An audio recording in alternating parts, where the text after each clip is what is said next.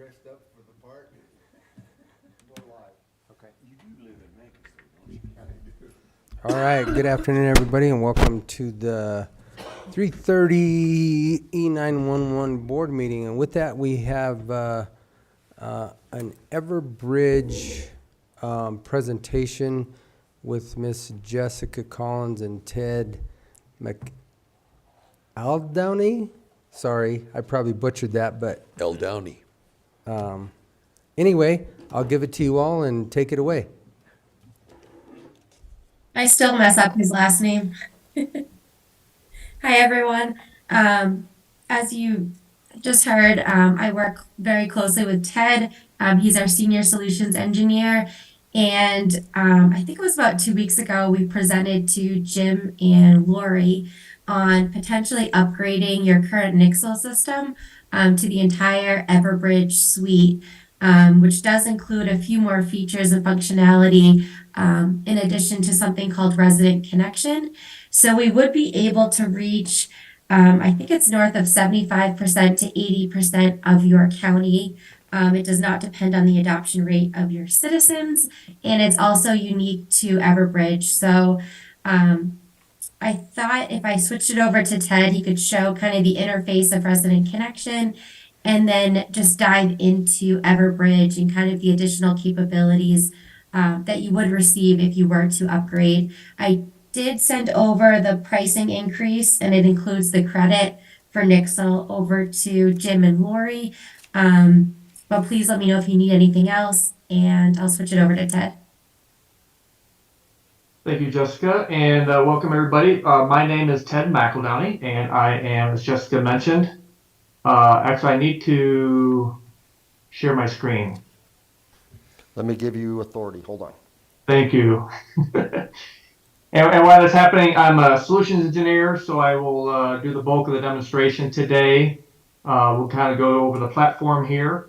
And as Jessica mentioned, the first thing that we're going to do is we're going to go over our solution called Resident Connection. And then from there, then we'll go back into the platform and kind of talk about how actually to send out notifications and kind of the features and capabilities within our mass notification solution that we have. So this is our current platform that we have. This is our Everbridge suite. And within here, I have it pointed towards your area. And if I start to go down into, I'm just going to pick on Cortez here, dots will start to appear. And each one of these dots is a unique contact. And each one of these contacts could have up to 3 landline, 3 VoIP, and 3 wireless devices that we can contact in those times of needs that, for emergency evacuations or emergency type notifications that you need to send out. So our resident connection solution, what it does is it connects this platform that you're seeing today with our national life and safety database. And so with that database, we have about 200 different sources that we get our information from. We have roughly around 265 million contacts in our database currently today. It is a verified public source national life and safety database. So we get this information from a lot of different sources. So from subscriptions, billing statements, credit cards, United States Postal Service, Census Bureau, DMVs. Pretty much anytime anybody selects on a terms and conditions, gives us the authority to go in there and capture that information for our national life and safety database. We then take that information, we aggregate it, we vet it, we score it, and then we update it into this platform on a monthly basis. And as Jessica mentioned, we're roughly seeing between 70, 75, 80% of your community that we're able to send notifications out to. So with that here, as I start to dive down, just to give you an idea of what this looks like, I'm able to come in here. Let's say, for example, we had some sort of situation and we needed to notify a certain area. Maybe we have some sort of barricaded suspect. Maybe we have an active shooter. We have some sort of police presence or activity going on in this area. We need to do a 1 or 2 or 3 block radius to be able to capture this area and notify those folks. As soon as I do that, you'll notice here that I captured 114 residences and 1 business with this polygon that I've created. I can go in here and hit new notification. And when I do that, what's going to happen here, and you're going to see this later on in the presentation, we're going to go through how to create a notification. This is live data, so I will not be sending out any notifications here within this platform. But what happens here is you pick the template that you want to send the notifications based on, whether it's a barricaded suspect, police presence, active shooter, evacuation, shelter in place, what have you. It will then generate your title. It'll generate your message for you. But if you notice when I come down here, right now we're capturing all the VoIP and all the landlines that are in that area. The reason why we don't have wireless community set here is because we do have the authority to send out to the wireless community, but it has to meet the criteria of imminent threat to property or life. So you're not going to send it out for non-emergency type events. You're not going to send it out for community type things, whatever that would be. But you have the ability to send out to all of your VoIP and all of your landline on any sort of use cases that you want to choose to do that. But with the wireless community, it has to meet that imminent threat to property or life. So as soon as I click on here, it's all the same platform. Now I've captured my VoIP, my landline, my SMS, and my wireless community all within this platform here. So now I can send that information out and contact those folks. Also with here, just to give you an idea, I will want to come in here and show you on the back end here.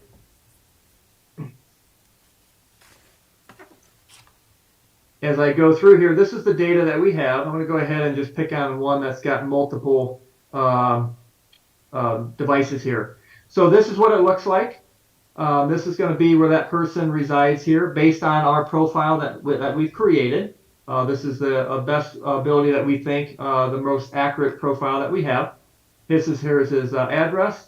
He's got a lat long.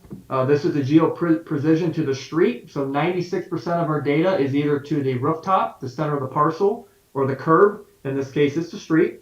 And then in this case, he's got two VoIPs. He's got an AT&T, and he's got a neutral tandem type landline there. And then also, if you notice here on the right side, everything is updated on a monthly basis. So the last update we have is just about April 20th. So we're due for one here in a couple weeks. I don't know in this environment if we do questions interactive now or we wait till the end. But if you want to ask any questions, by all means, I can pause here momentarily and see if anybody has any questions. I don't at this time, Ted. Okay. Is it okay that I kind of pause throughout the presentation, or would you prefer to have it at the end? You can either you can pause. Okay, absolutely. I appreciate that. So with that there, that is our resident connection solution that we have. I do have your guys' numbers here. So this is for Montezuma County here. We have your population roughly around 26,000. Your adult population is 75%. We do not in our data have anybody under the age of 18. So you don't have to worry about that. The only data that we have is going to be anybody 18 and older within our database. If you notice down here in the bottom, we have your resident contacts here broken out by type. So if you notice, we have roughly around 11,000 wireless. We have about 1,000 VoIP, and we have about 7,800 landlines, for a total of almost just shy of 20,000 delivery methods that we have in our National Life and Safety Database. On the business side of the house here, we have roughly around almost 1,700 landlines, VoIP, and wireless as well. So just to give you an idea what those numbers are in relation to your community as we speak today with our National Life and Safety Database. That's what we have in our solution. So if you don't have any other questions on that, I will go ahead and jump out of here. And I do want to jump into another platform. It's the same platform, except for this is going to be my sandbox that I have. So this will allow me to kind of manipulate, send some messages, give you a flavor of what it looks like when you're in the platform and in the system sending out notifications. I can do that within my sandbox. So what this is, again, this is our this is our EverSuite platform that we have. This is our dashboard that I show. Up here in the right corner, I'm listed as an organizational admin. So what that means is I have the keys to the kingdom. So as an administrator in the system, I can do anything and everything in the system. I can work on the dashboards if I want to, which is just kind of a situational awareness of what's happening within the platform. I can create templates. I can send out messages or alerts. I can work off of contacts. I can do reporting. I can work on settings. So anything and everything in the system I can do as an organizational admin. Now, the chances are you're not going to want to grant that level of access to all of your users in the system. So you might have users who only put in contacts. You might have users who only are doing reports. You might have users such as maybe dispatchers or senders who all they literally do will be sending out notifications. So I've created a role-based access. I've created a state and local government operator role. So if you notice here, all my tabs are gone. So all this person can do is really just launch a notification and nothing more than that. So over here on the left side, I have a breakdown of all my different templates that I have. These are all customizable. These are all based on things and events and situations that you may need in your area. So such for examples, maybe an active assailant, active shooter, maybe a boil water advisory would be one. These are all going to be things that you're going to be sending out to your community. Maybe a flash flood type warning, maybe a wildfire evacuation. I'm going to go ahead and pick on that one.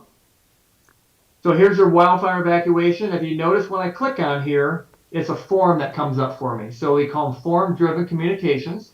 So what that means here is this is all I have to do to fill out to be able to send out that notification. I don't have to go in there and craft a whole bunch. I don't have to worry about spelling or anything like that. I literally just come in here and the date's done, the time's done. Let's say we have an evacuation zone that's already been pre-described in your area. I just go ahead and select on whichever one I need. Maybe this might be a mandatory evacuation.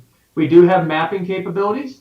So if I click over here to manage shapes, I now have the ability to add different shapes. So if I wanted to add a circle, if I wanted to add different polygons, if I want to get very granular and do like a 1 block radius, something like I did in the previous example, plus and minus signs will take me exactly where I need to go here. That's all I have to do with that. We also have a shape library. So a shape library gives you the ability to actually bring in shapes into your platform. So they could be anything from evacuation zones, maybe neighborhoods or subdivisions, maybe some sort of zip codes if you want. And all you'd have to do is just hit the load button and it'll automatically load that polygon right onto the map for you. So if you notice, this is all I had to do for a sender. I just fill out the form. I hit next here. This might look familiar because this is what I just showed previously. Now this one's actually been filled out. So the title's already been filled out. The body of the language has been filled out. And all of my fields or variables that I've selected in the previous page are now crafting this message for me. So I don't have to do anything here. We do have branding capabilities and logos and things like that. If you need to edit anything, by all means, you can do that. We have text-to-speech. If you don't want text-to-speech, you can upload a WAV file of your voice. You can also call in on a telephone number, or you can use the Everbridge recorder as well here, record your voice right on the platform. We also have publishing options. So if you have social media and you wanted to send this notification out to your Twitter and Facebook feeds as well, absolutely you can do that. Here's all your Nixle channels that you have today are also part of this platform as well. And we also have iPause capability. I don't know if you guys are iPause certified yet or not. Or are you planning on that in the future? But either way, we are iPause certified to be able to send out those notifications from the platform as well. I'm going to go ahead and send this out here, just to give you an idea what it looks like. But I did spend a couple minutes walking through some of the capabilities, but in the end, all I had to do is fill out that previous page, just a few variables, and it crafted that message for me. And now I'm going to go ahead and actually be on the recipient side, and I'm going to start to receive these notifications. Here they all start to come there. That's my voice. I'll go ahead and kick that to voicemail here. And I'll come through here and kind of show you what it looks like, and then we'll pause here for any questions here momentarily. But this is a text that I received. Again, wildfire community evacuation. I can add in websites if I want to. I can confirm receipt here with reply yes. I can also click on this hyperlink and confirm receipt that way. Here is my email that came through. Again, I can have a hyperlink here if I want to confirm receipt that way. We have logos and branding and all that good stuff. And again, here's my mandatory evacuation for Zone A. So all my variables have been put in to that message. And then we also have something called the Everbridge application here. So we have an app for recipients. Now, it's not a mandatory app that you have to download to receive notifications. It's just another delivery method. We have about 40 different delivery methods that we have to be able to send out to your community and to your recipients. This one is just another way. Again, wildfire community, I can click on here to confirm receipt. And again, it looks very similar to the email. So let me pause there real quick. Any questions on what I've showed so far in regards to sending out that notification or receiving it through all the different delivery methods that I've shown? So Ted, what is as far as the confirming that you have received it, I mean, how does that help one way or another? Because most people are probably not gonna read and hit that at all, I would assume, but how does that tell you? Is it just telling you what you have, sent out 140 people and 10 have received it? What's the significance there? Yeah, great question on that. And so you have the option. You don't have to turn on confirmations because, and I didn't really talk about my background. I ran a 911 center for 20 years out here in Boulder. I'm over on the other side of the range here. But yeah, and some folks will decide to turn on confirmations because, again, it just gives a receipt. And I'm going to show you here real quick where you would see whether they confirmed or not. And then other folks and agencies might say, you know what, I'm not going to turn that on because, as you just mentioned, in the time of crisis and the time of need, emergencies, they're going to get the message to evacuate and they're going to get their belongings and they're going to get out. They're not going to spend the extra second or two to go ahead and confirm receipt. I totally get that. But here's the reporting capability just to show you what that looks like here. And this is where it all comes into where who's confirmed, who didn't confirm. I just literally sent it to myself. I usually send it to a group here, so I apologize for that. But all your confirmations would come in here, and then all your delivery methods are coming down here as well. So if I open myself up here, you're going to get this delivery details on every single person who received that notification. So you notice it went to my app, my text, my 2 emails, my mobile phone. In the middle, I have all the call results, and I confirmed on the app here. And then I also have the time that it took for it to get delivered, which is just a few seconds. So to answer your question, yes, you don't have to have confirmations. I typically show that just as another feature. And it depends on the situation. Maybe it's more of an internal notification where you wanted to know that your internal folks have received that and confirmed it. But maybe so much on the public side, you may or may not want to do that. Okay, thank you. Ted, I have a quick question. Maybe it's too early, but the message that you just showed that went out, it looks very similar to the Nixle alerts that we receive. What's the biggest difference with this upgrade from a user? I mean, is it really a user standpoint, or what's the difference there? Because it looks very similar.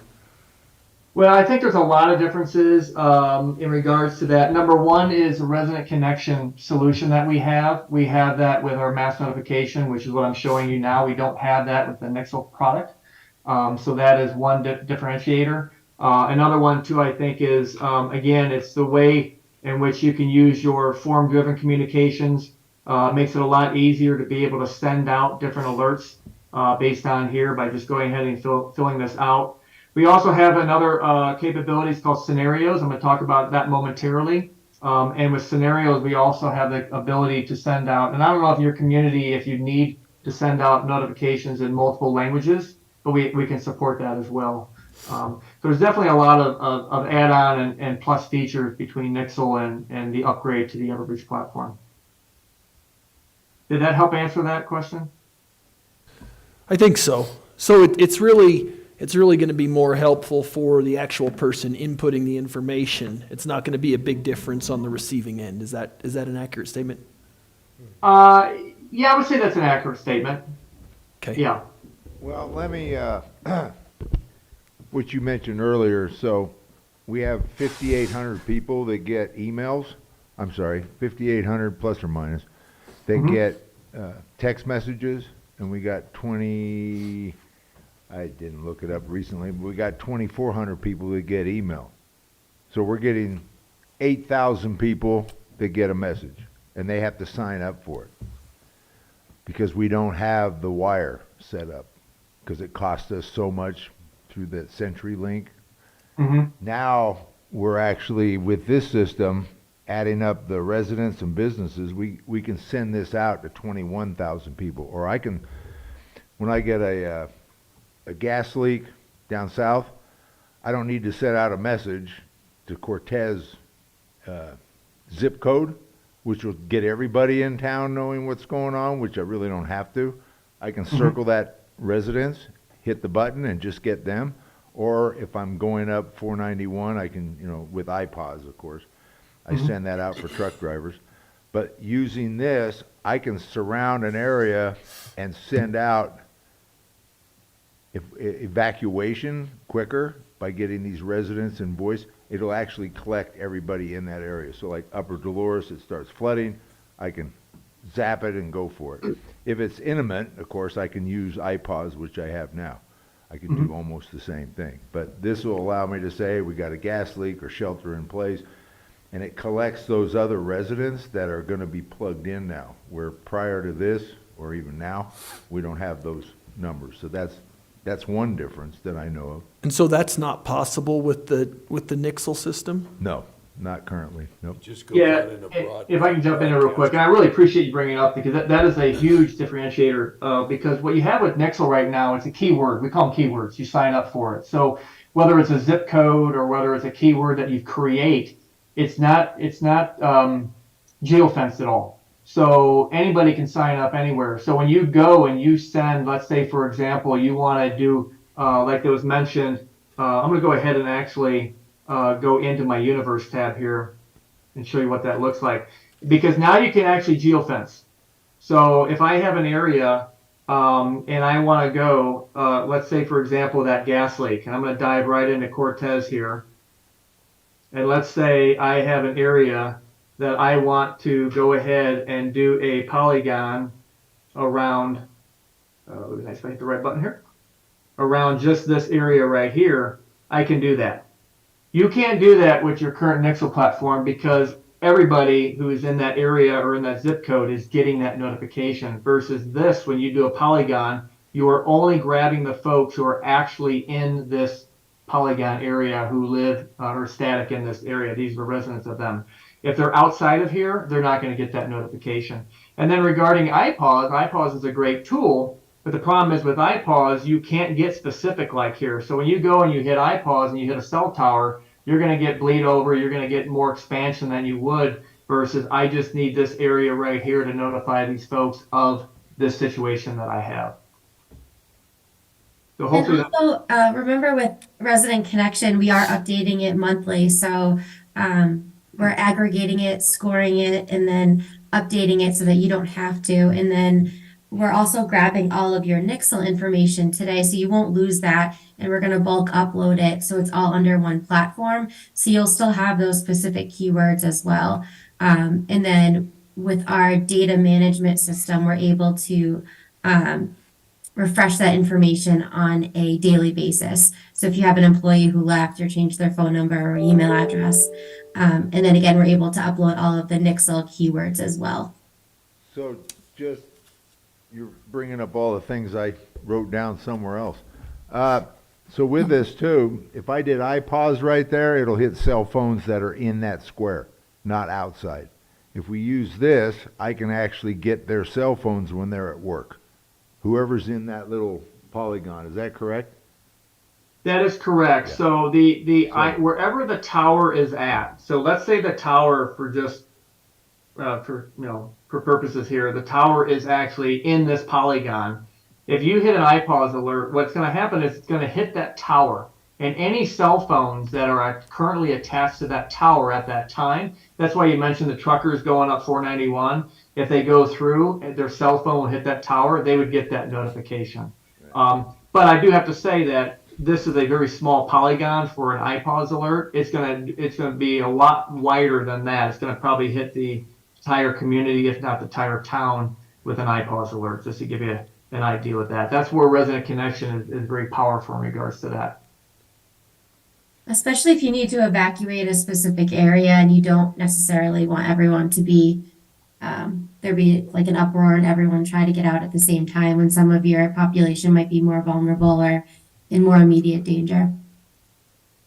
If the event expands, how do you expand your polygon? Or do you send out a new message? So you can do a couple things. So let me go ahead and get back into my little roll here. So if you notice here, this is what I sent out. So I can do an update. So I can either send an update, and this can go to the exact same folks that I had before if I wanted to update them, or I can also at this time change the polygon. I can also come in here and actually alter that, make it wider, smaller, whatever I need to do. So there's several different ways that you can do that. Or you can just go ahead and start from scratch and create another incident and send that alert out, creating a new polygon as well. So there's a couple different ways that you can accomplish that task. Did that help answer that question? Yes. Awesome. And Any also, other- Yes, go ahead. you may have mentioned this, Ted, but with the polling capability, if you wanted to prompt a response from the general public, you know, do you need help evacuating? Please press 1 for yes, 2 for no, and then you can send a follow-up message just to those individuals that might have mobility limitations, confined to a bed, depend on a kidney dialysis, whatever it might be.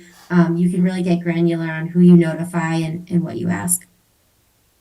Yeah, and I haven't touched on polling yet, so I'll go ahead and do that right now. But again, if you have any other questions, just interrupt me and I'll stop and again, I'll pause for some questions. But this is, there are times where, and I don't know if this is something that you guys would do or not, I just want to throw it out there because a lot of agencies and communities, they're thinking, how do I notify the public? How do I get mass notification out? But you also can use the same platform for internal communications as well. So for example, maybe you have, maybe let's say we have that gas leak and we need to evacuate folks or shelter in place or whatever that is. And we need to also internally activate Emergency Operations Center to get folks in here because it's going to be a multi-operational period and we're going to have to get everybody, all hands on deck. You can use the platform for that as well. So for example, this is an activation. Maybe I have something going on for today. Maybe I have different emergency operation center groups. I'm gonna go ahead and just pick them all. And then maybe we have different positions that we need. So we'll go ahead and pick on those folks. And maybe this is gonna be for that gas leak. And that's all I have to do. And if I hit next here, what's gonna happen here is it's gonna craft that message for me as well. But now we have a polling question. So this is going out to my folks. And as Jessica pointed out, this also can be going out to the community members as well. If you have an evacuation and you want to know, you know, who's evacuating, who's staying put, who needs assistance, those types of things. But this is a two-way communication where not only are you sending out the information, but you want a response back. So I can come down here and I can go ahead and send that out. The system's smart enough to know, based on the groups that I selected in the previous page, it's going to only alert those people who are associated with that group. I'm not going to pick on all of these. I'm just going to pick on the one here. I will be getting multiple ones coming in. But this is the EOC activation. Here's the date. And now you notice here a little bit different. This is the polling question. So now we have for today, I need to know whether I can respond or not. Let's say I can't report in today. And go ahead and hit confirmation on that. And then as we mentioned earlier, this is at reporting capability that we have. It looks slightly different because now we're getting reports coming in from everybody. And now if I look back at my delivery details, not only do I know who's been responded to, I have also on the right here all their confirmation statuses as well. So I know who's able to come in, who's not able to come in, and so forth. And if I needed to send a quick follow-up to any of those groups, let's say, for example, I want to follow up to these 3 people who are reporting in, I can give them further updates, further information, just specific to those folks. That's a great use case for the use of polling questions or two-way communications, as we call it. Any questions on that?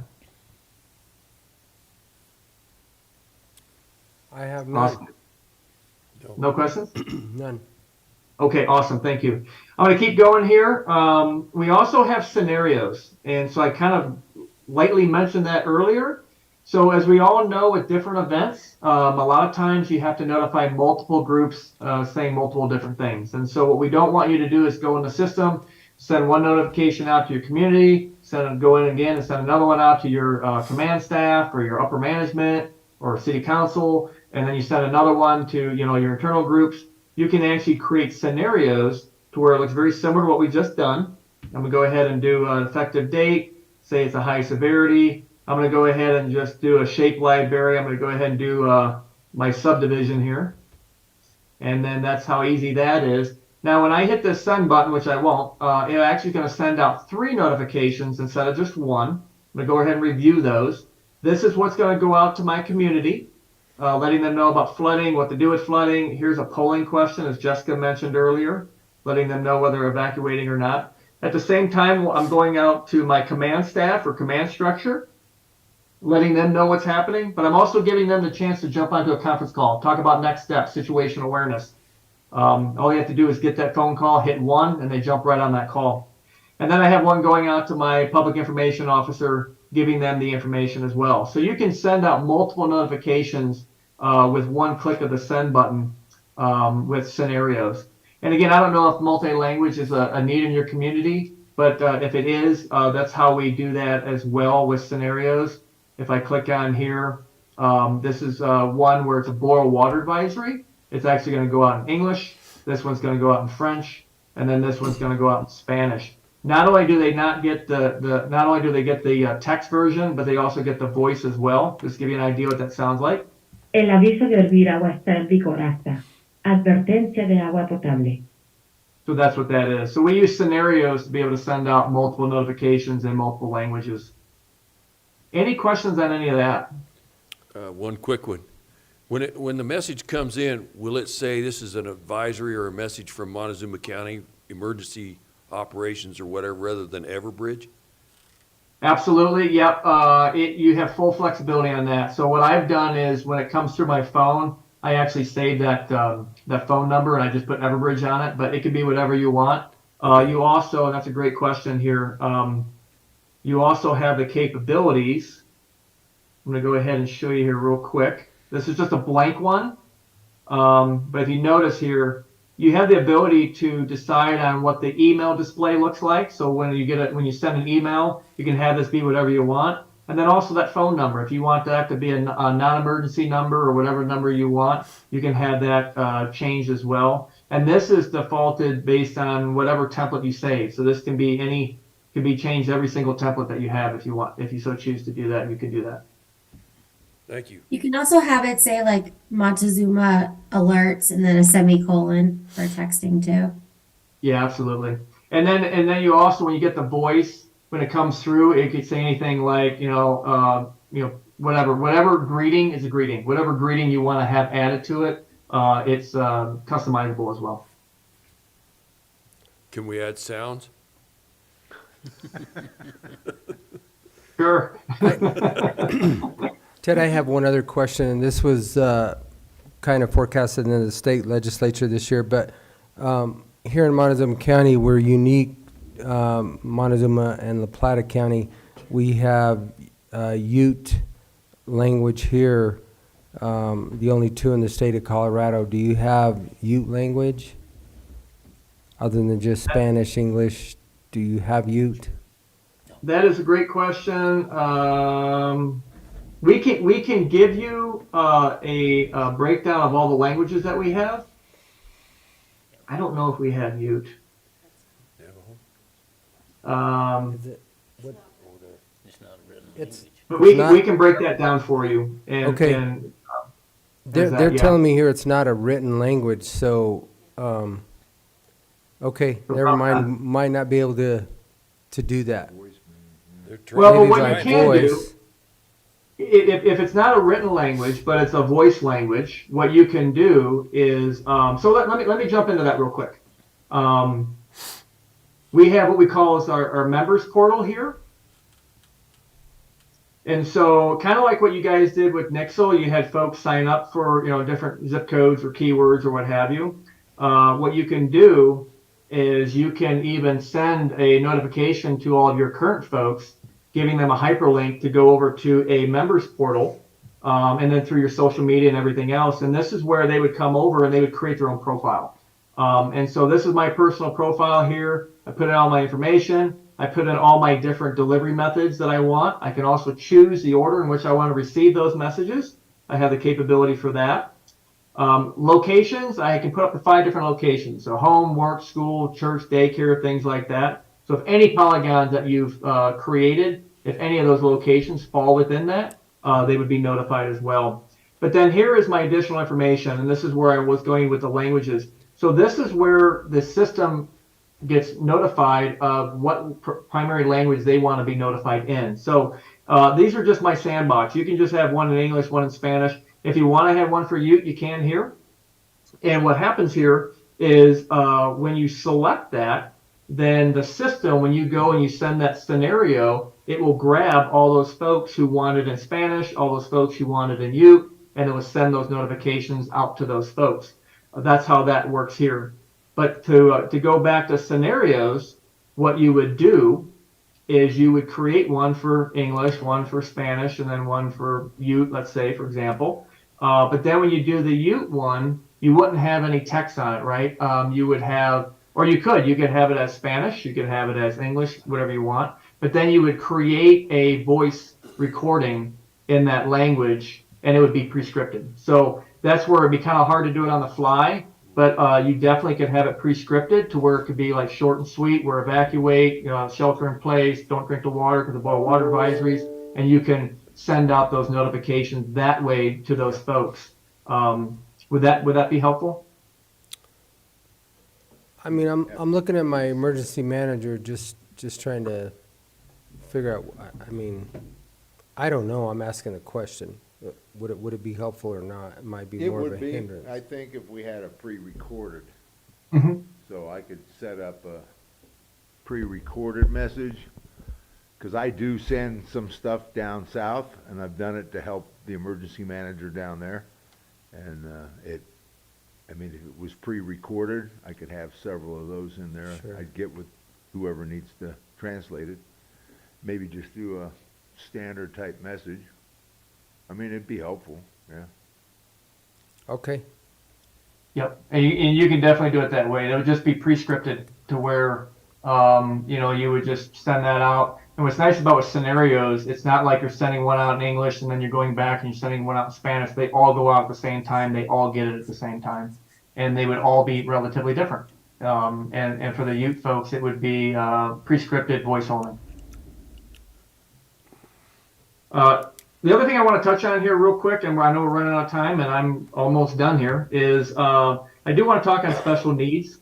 And so Jessica brought this up earlier. Let's say you had some sort of situation, maybe you have a power outage somewhere in a community, and you send out that notification letting everybody know that we're aware there's a large power outage. Don't call 911 unless you need to. And then you can go back and do one of those polling questions to those folks who volunteered the information that they're power dependent. And you can say, are you okay? Do you need services? Do you need first responders? Do you need help? Those types of things. And then you get that information back, which can be very helpful for your first responders to respond out and help those folks that are in need of assistance because they do not have power at their home. So I just wanted to show you, again, these are all things that you can add if you so choose. Lastly, here we have subscriptions. So if you wanted to have your community members sign up for things that are a little less public safety oriented. Maybe you got monthly newsletters or community events or sporting events or maybe road closures or traffic conditions. They can sign up for these things. And then when you send out those alerts, it's only going to go to those people that actually are signed up for that information that will receive that. So I just want to make sure that we showcase that as well. I believe on my notes, I think that's all I was going to show today. So resident connection, our solution for that, mass notification. Any questions? Quick one. With the information that you showed us at the first part of your presentation, who has access to the information there? I mean, everybody's security conscious to a point today, it's almost paranoia. Are we talking about our National Life and Safety Database that we have? Yes. Yeah, so this is, we work with a third-party company, and it's public verified information that we have, so we get from all these different sources. But the only folks who would be access to this data would be anybody you authorize to have access to it. So you can have a user who can send out to the resident community folks, and then you can have another user that can't. It's just based on your permissions that you have within the system. So you have control of that. Thank you. Yep, absolutely. Part of that too, the access functional need portion, I can pull them. So when I have, power outage, I send it out to people, but then in there I could have my access functional needs specific to Absolutely. Mancos. And then I hit the button and say, how you all doing?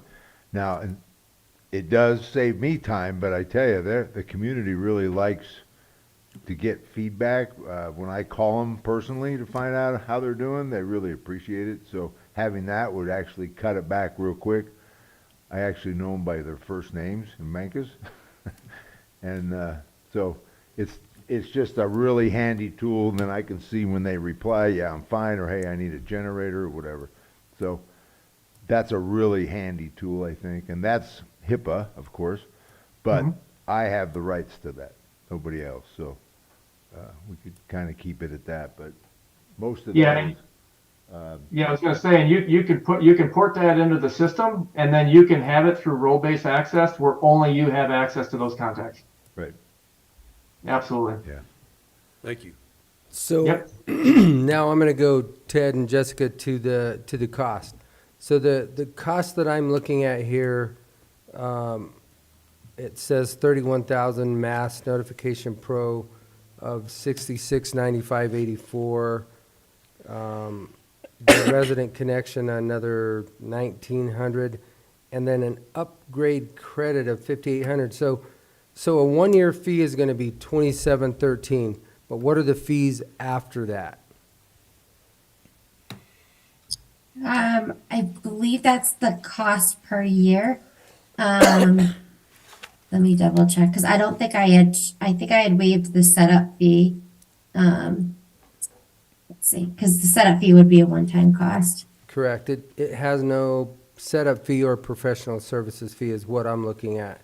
It just says the total 1-year fees due would be the 2713.87 For this year, for this year. Yeah. So I guess the question more specifically, is that the amount every year, or does it fluctuate? What? Yeah, so the amount per year would be just do it really fast, the 6,695 plus the 1891. yeah, so I had 80, I think I figured it up at 8,500, 86 a year, instead of, we're paying 6,065 a year now.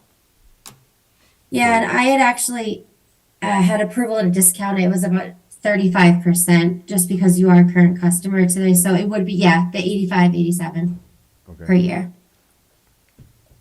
so we're increasing it by, yeah, The 85, 86, and we're currently, with the system that we have, is 65, I think, is what it is. So 25, 22, 2,500 Yeah. annually, an increase.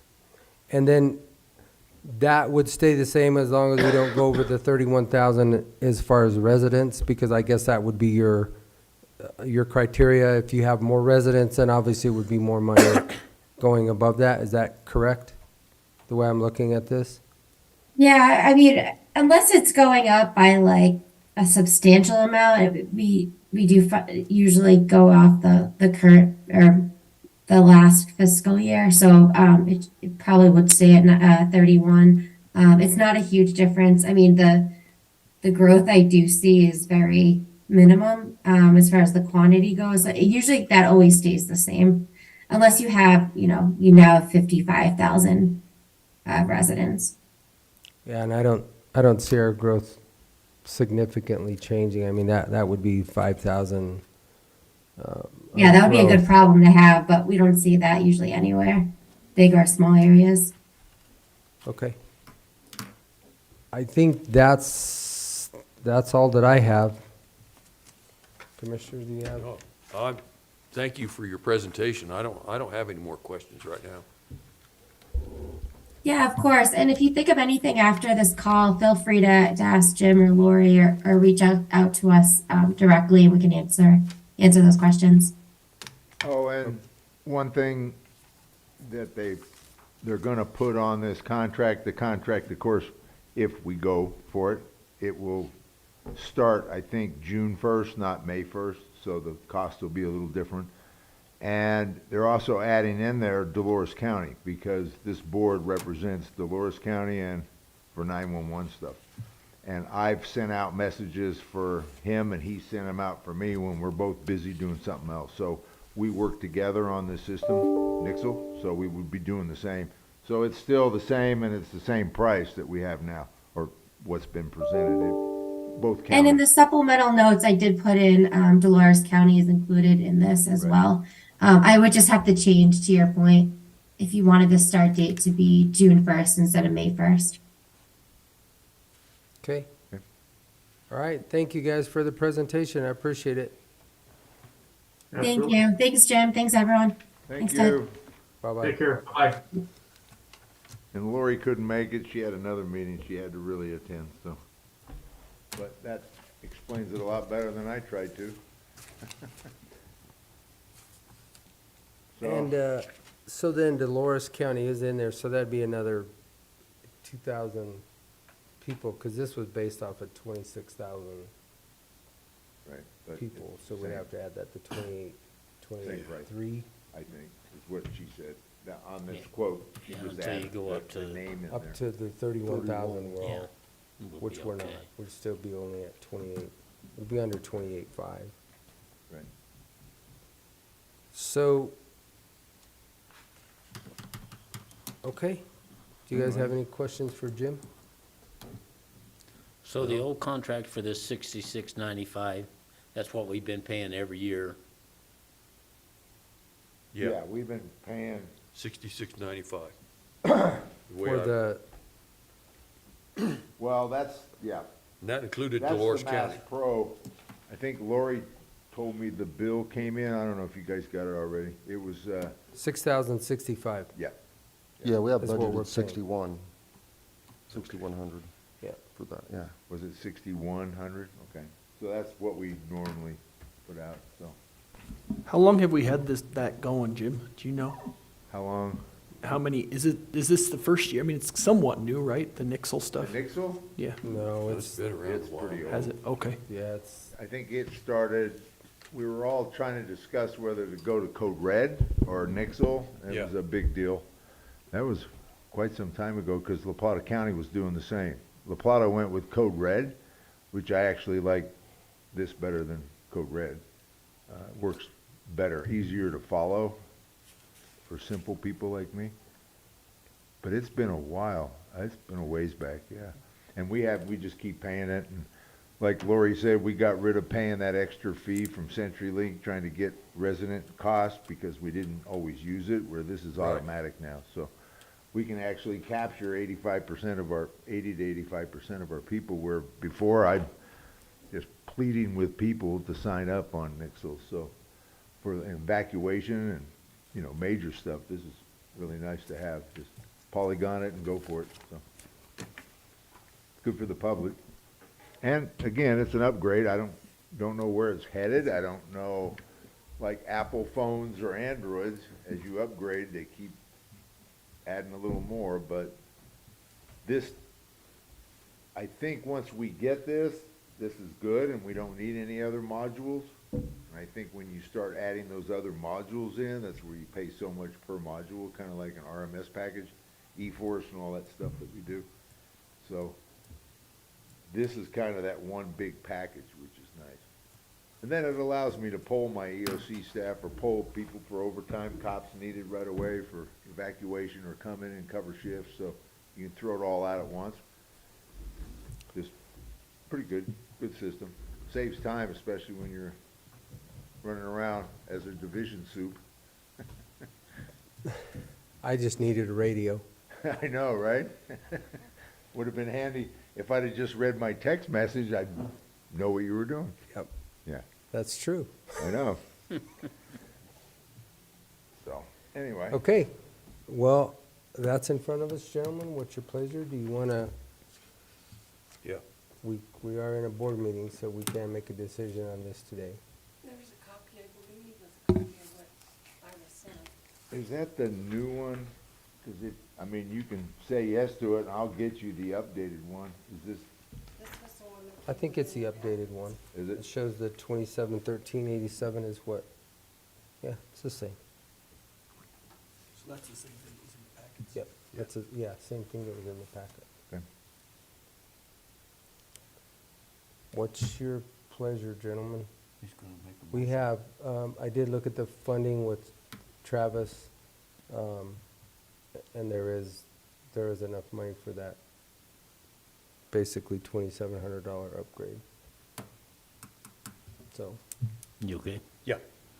I move we approve this quote from Everbridge to increase our contract for the, over the Mass Pro notification with Resident Connection Life Safety USA for an increase of $2,713.87 for this year.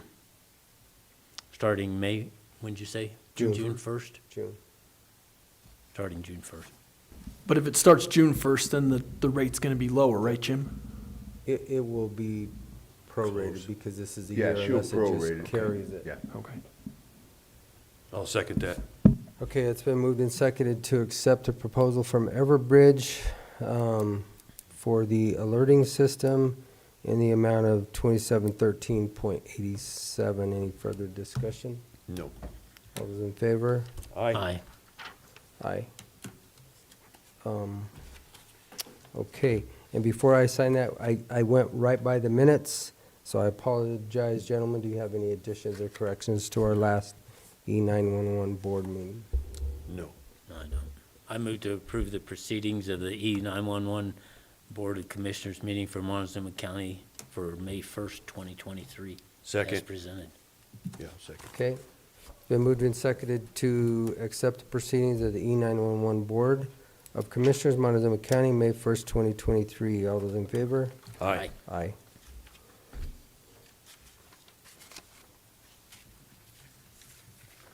And because it's not on the agenda, am I allowed to just mention something? I'm not looking for any approval.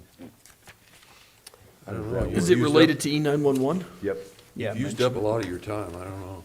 I know, I sure used it up. So I'm gonna do research on this to see how much marketing I need to do. But we've been doing marketing for Nixle, trying to get the word out, brochures, bookmarkers, whatever I need. We've done that in the past. I don't know if we have here, but I've done it before where we come before the 911 board and get like $1,000, $500 for marketing stuff where we can put it in the red book. Some people still use it. Bookmarkers, magnets, whatever we need, start handing them out at libraries and getting people to sign up Why for, don't we just send them a message? there's an idea. They gotta be signed up first. So anyway, it's just a thought, but now that we have this, this may be a lot easier, and then they can go in and sign it and click all the boxes and the languages that they want and all that, so that we can get that, the higher end, and make sure it's more correct. So that was part of my idea of marketing, getting some of 911 budget into some type of marketing for that purpose, so. I had $1,000 when I did Code Red, and I probably used 800 of it. And that included a banner for $50 and hand out and go to libraries and drop off, stuff. So just something to think about. But let me see how this works and what it does. We may say, maybe not need marketing at this point. But Vicki and I, we go to the farmers markets and do all of that too. So we'll see how that goes. Anyway, just a thought. Perfect. Thanks, gentlemen. All right. With that, gentlemen, we have come to the end of our agenda. Motion to adjourn. All right, it's been moved and seconded to adjourn this E911 board meeting. All those in favor? Aye. Aye.